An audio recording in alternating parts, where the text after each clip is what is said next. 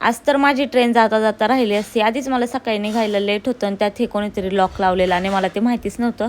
चावी माझ्या वरच्या घरातच राहिली होती. फायनली कशी बशी मम्मीला कॉल करून खाली बोलवलं. लॉक खुलल्यानंतर पळत पळत स्टेशनला पोहोचले. आणि आज पावसाचा जोर तुम्ही बघू शकता. खूप जोराचा पाऊस होता आणि अक्षरशः कंटाळा आला होता जॉबवरती जायचा. सकाळी सकाळी म्हणजे पूर्ण भयानक असं वातावरण स्टेशनला होतं. सगळीकडे असा पावसाचा धूर नुसता झाला होता. म्हटलं तळेगावलाच एवढा पाऊस आहे तर लोणावळ्यात काय अवस्था असेल. कशी बशी आमची ट्रेन आली लेट आणि मग त्याच्यात बसून मी लोणावळ्यात गेले. थोडासा नाश्ता केल्यानंतर स्टोअरमध्ये गेले, काही कामं केली आणि कॉफी टेस्टिंग करायची होती आम्हाला. ती एक ॲक्टिव्हिटी असते स्टारबक्समध्ये, जे जात असेल त्यांना माहिती आहे. तर मग मस्त असं आमच्या कस्टमरसोबत टाईम स्पेंड केला. त्यानंतर मी लंच केला आणि घरी येण्यासाठी निघाले. तर नदीचं हे रौद्र रूप आम्हाला इथे पाहायला मिळालं.